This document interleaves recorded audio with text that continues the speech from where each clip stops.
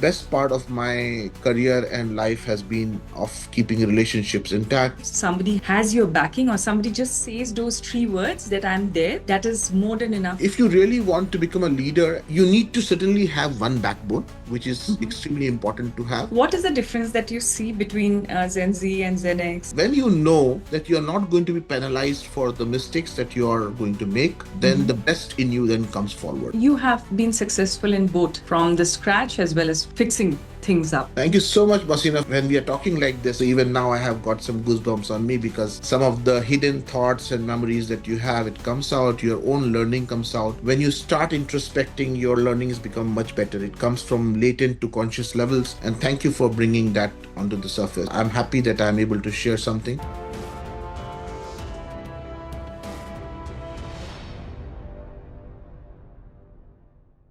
Hi everyone, I'm Mohsina, founder of Quantum Leaders Program and Self Discovery Podcast.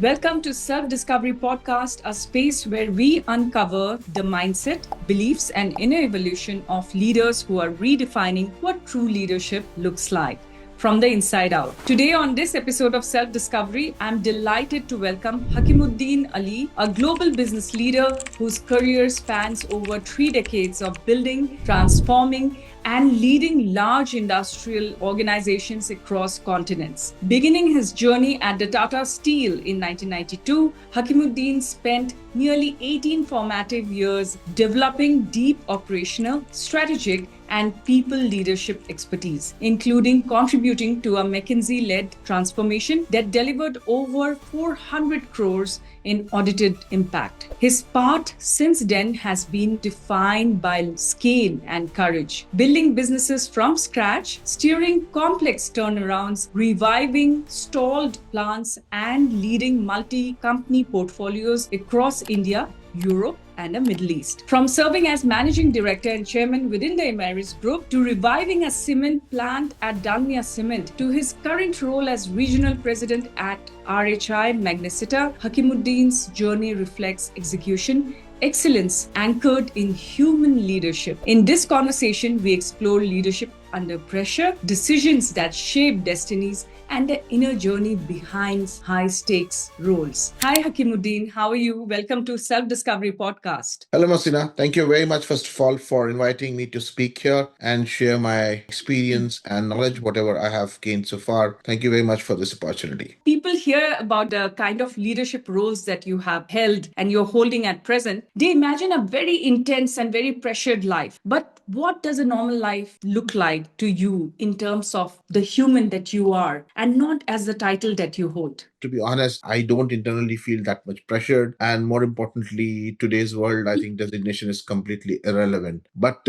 my best thing that I do, and I have been doing it since last now 7, 8 years, is my day starts with my prayers in the morning around 5:36 typically. And that helps me keep grounded throughout the day. Blessings to God. Thank him for all the things that have been given to me. I'm blessed that way. And of course, when I am at office and typically we start our day at 8:39, I have always ensured one thing that, first 1 hour of the day, I keep it for my self-reflection and thinking. I don't keep any first day morning meetings. It's tremendously detrimental sometimes, immediately when you come, like they say in the morning, you should not eat sugar. Otherwise it's detrimental to your health. And the That's first true. thing in the morning, you should not do a meeting. And because you need to really reflect, think and plan yourself out, it gives me a lot of, bandwidth to really decrease my pressure. My meetings are more, I would say, very informal these days. And it's thanks to my work and stint in RHI, especially in Vienna, I've tremendously changed my working style. I try to really bring the pressure down, but sometimes you can't help it. It's essential. Sometimes it's essential to have those psychological moments when you need to really push certain things. But That's true. I think it's always been more friendly, more collaborative. And that's what I have been trying to push too much with my team as well currently. But the day is,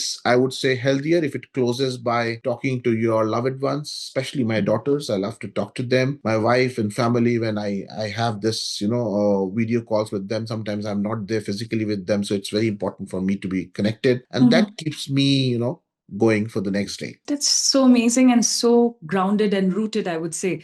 So please tell me that, was leadership something natural for you? Is it inborn in people? And if it is, then what are the three aspects of leadership that defines you as a leader? I would not say that leadership is something which is inborn. Yes, I would say some people are very fortunate if they are born in big leadership families. They start learning the tricks of the rope much earlier. But the point is that there are certain inherent constituents of being a good leader, but there are so many things about leadership that can be developed and is developed over a period of time. I was not that fortunate. So I come from a good business family, but then it was early years was all hard work and it was more of learning the grassroots tricks rather than trying to be a leader. You are always a leader of sorts in some of the areas and specific fields. Yes. But I think over a period of last 33 years, I could certainly learn what works and what does not work. If I have to reflect on myself, you said three things, but I think the most important thing that I tried and understood inside out is dealing with people on a human touch, on a human platform, having the bridges done. My best part of my career and life has been of keeping relationships intact. I've had people that I joined, first day in my cement plant in Sonadi 30 years back. I'm still in touch with some of those good friends that I built. So those relationships goes beyond, so colleagues and peers and superiors, I'm still in touch, keep seeking advice and contact. And that's what is about leadership, is to create the connect with people. That's extremely important. And then dealing with them in their ways of behaviors. I think single stick for everybody never works. Adapting your leadership styles to different kinds of peoples and personalities helps you tremendously. This I learned very hard way. When I have to deal with my 16-year-old daughter, I need to really talk to her in a different bandwidth. When I'm talking to my wife, I have to understand what mood she is and what she's going to deliver today. So everything is all interconnected, whether in business or in real life. And one thing that I must certainly talk about, because I have learned leadership from different sources, but certainly most inspiring has been a few lines from JRD Tata, which I always keep on my desk, and I must share it with you. Yeah. So this is something that I keep with me, and this talks some beautiful lines. If I have any merit, it is getting along with individuals according to their ways and characteristics. At times, it involves suppressing yourself. It is painful but necessary. To be a leader, you have got to lead human beings with affection. So these are the lines. And I was fortunate to have seen him when I joined in 92. But after that, of course, Mr. Ratan Tata came in that time. But some of these lines are very basic, very fundamental, but then you see them demonstrated every day, and you deal with people in their ways of dealing in affection, you get the best responses. What you just mentioned here, that's really inspiring.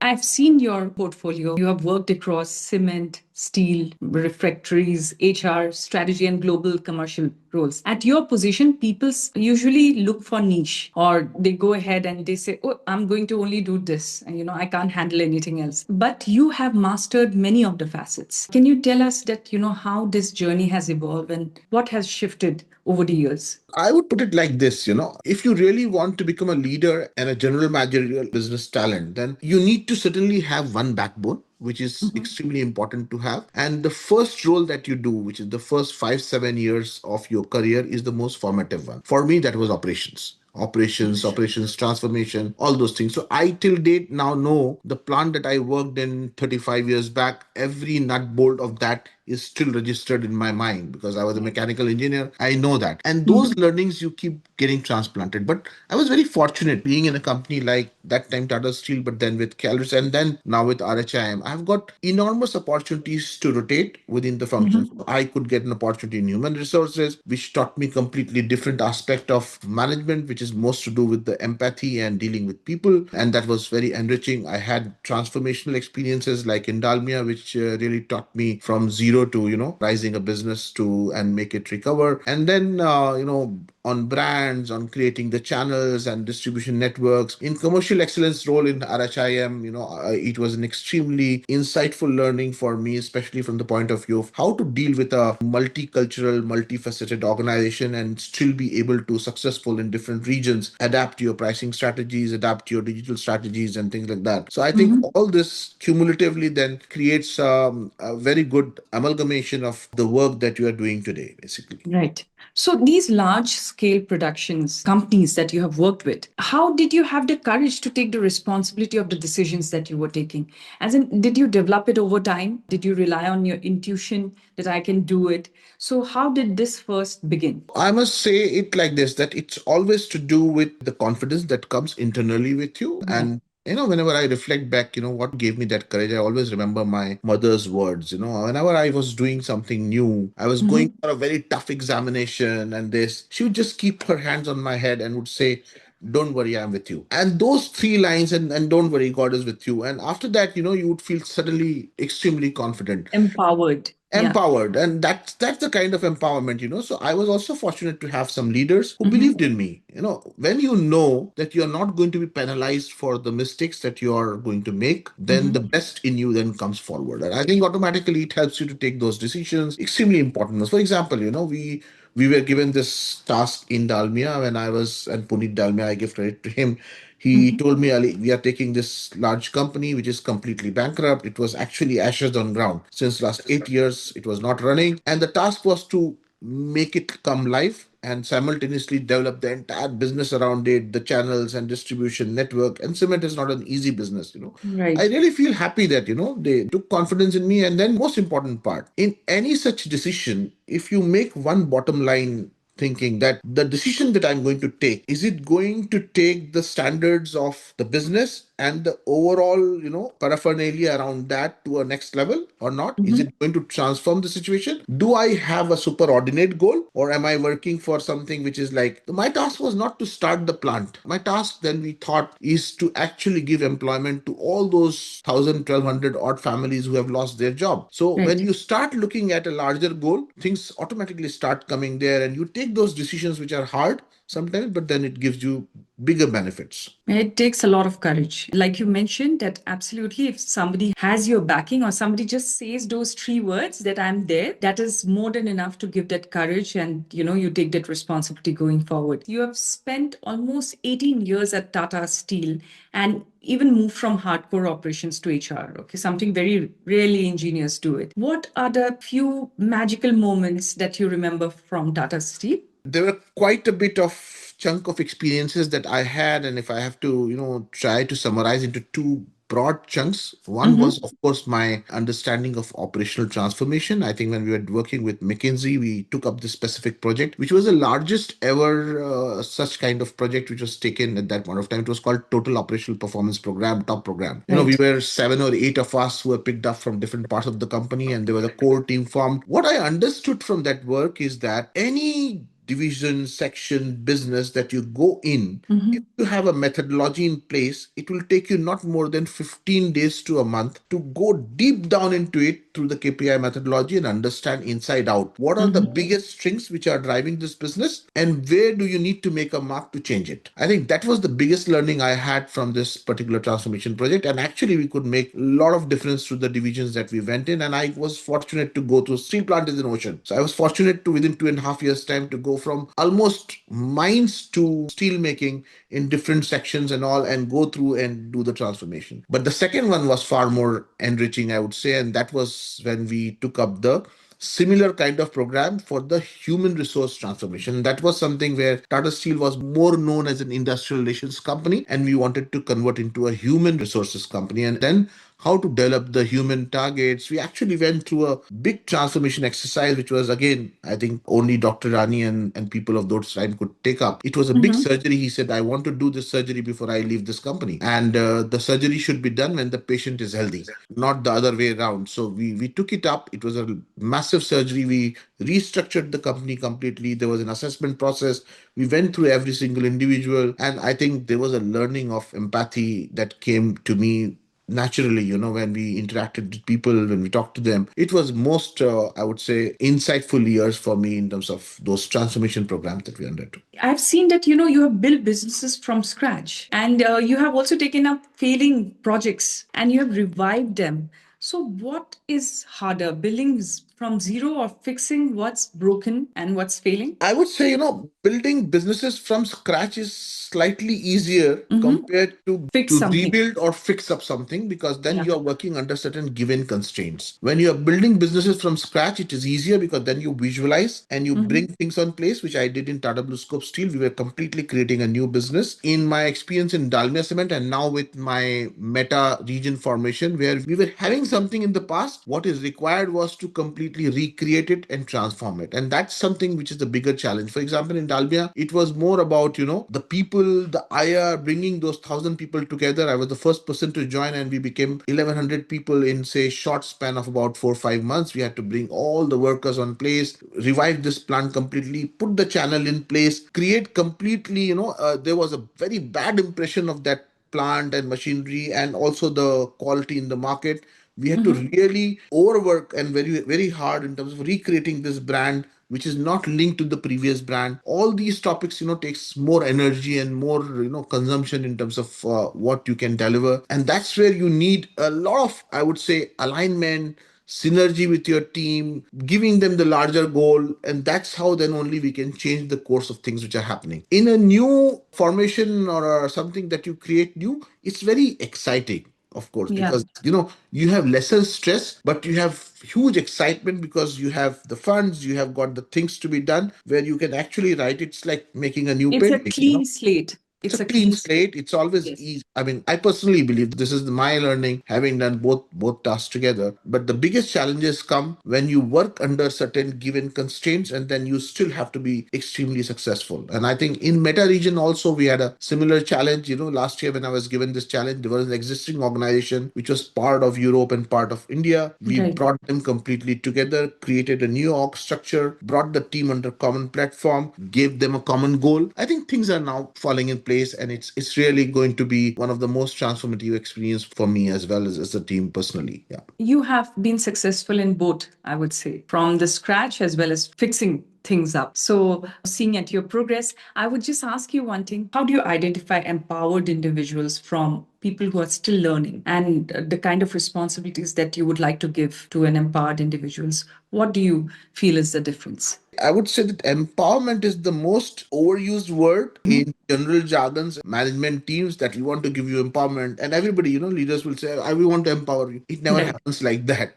The Yeah. empowerment that I have seen that comes through if you are able to understand two or three things. First and foremost, learning to value the esteem value of the individual. So, that's the Maslow's hierarchy. Everybody works for money, which is fundamental, but then you want to work for that esteem and that feeling, which is most important. And if you're able to take individuals to that highest level of motivation, I think that's the most important part of being there. And the second thing that you do is to give them that freedom from failure. So, which is what I was talking about, that I also got it. And I think when we give it to others, they can take those empowered decisions. They know that nobody is going to bang them, that why did you do this or that, and you lost so much, etc., etc. But there should be a constructive discussion across anything and everything. But you cannot put an individual down on that. So then it becomes empowered. And the third thing which I would say, which is not to do, is the micromanagement. I think sometimes the best leaders fail in trying to micromanage the operations. When you Absolutely. start doing that, then you dismantle the empowerment structure and the framework in the mind of an individual.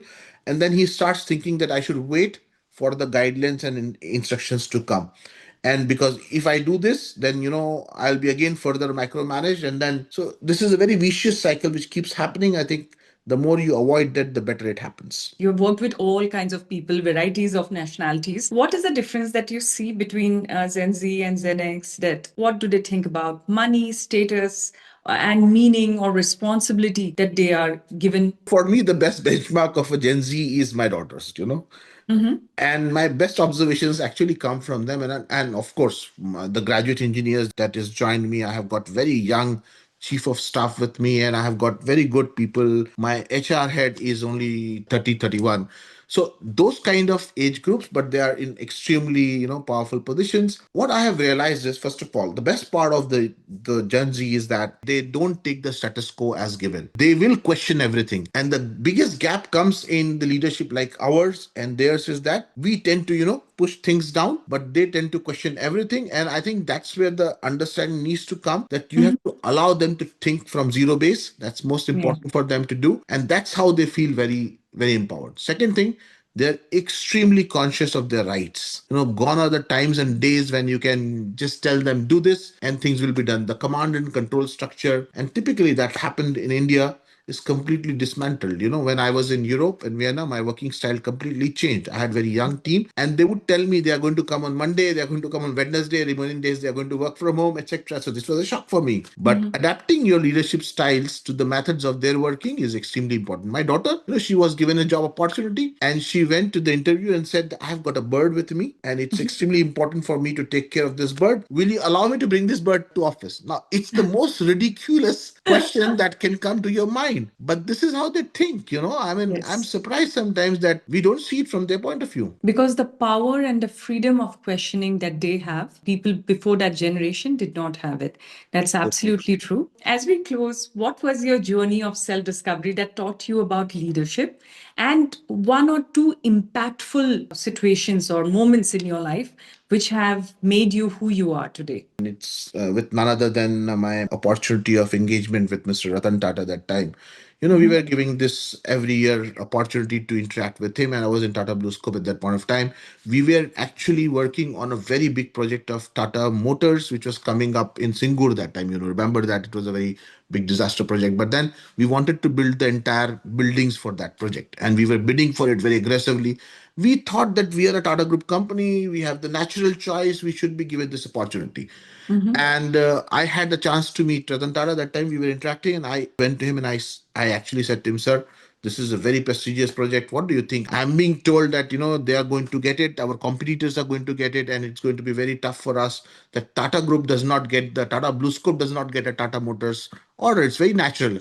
And any other leader in his place, most logical thing is, why is it happening like that? Why are we not? He would have picked up the call. I thought that he will pick up phone and call somebody in Tata Motors and say, Right. "Why are you not giving them this order?" He says, "So what is your best USP? What is your I said, "We have a foolproof seal roofs, etc., etc." He said, "Are you the most competitive offer?" I said, "Probably no." "Then why are you not competitive? That's a very competitive project, and it will go to any party, irrespective of the group it comes from, if it is competitive and if they're able to give it on a very timely and efficient manner." That's it. That the discussion was closed there. That taught me very important leadership principle of how to dissociate the ownership from an enterprise. And this was the one fundamental learning I had. Ownership means, yes, you should own it and you should execute, but that does not mean that financially you own everything, that you cannot influence the decisions everywhere. You cannot go down to every level and change the decision making. I think this is an extremely important learning. And there's another learning of empathy that I had. And this was one very painful phase I had in my life when my wife expired of cancer, and that was Jamshedpur. I think everybody came and supported the way I was supported. I can never forget in my life. The then managing director and my boss of HR, when they talked, I said my wife's last wish was to be buried in her place there in Raipur. And they gave the company flight and they said, "You take her body on the company flight." They took out the seats from the plane and me, my family, and I can never forget things like that. Who does in which corporate does in today's this thing? It's such a materialistic world. I met the MD, Mr. Muthuraman, recently in Bangalore, and I again recited that entire thing. He was very emotional to know of that you still remember. I said, "This is what has shaped me. What you gave me is what I can give to others." I think this is how your life keeps shaping up as you move forward. But tremendous. I think some of those things and experiences are unforgettable and extremely. And of course, in RHI, I have several such examples where, as a large company, we have been extremely compassionate and we have done things which are beyond the call of duty. So touching. And your whole life, I would say, is not just about understanding the basics, but also moving it forward, like giving it to people. So that's really inspiring. Hakim, thank you so much for joining the Self Discovery Podcast, sharing your views and showing your understanding, your empathy, your learning, because this is something that will really resonate with the audience. Thank you so much, Basina. First of all, again, as I say that when we are talking like this, it raises. So even now, I have got some goosebumps on me because some of the hidden thoughts and memories that you have, it comes out. Your own learning comes out when you start introspecting, your learnings become much better. It comes from latent to conscious levels. And thank you for bringing that onto the surface. So I'm happy that I'm able to share something with your viewers if it helps them in terms of making their careers better. Thank you so much. Absolutely.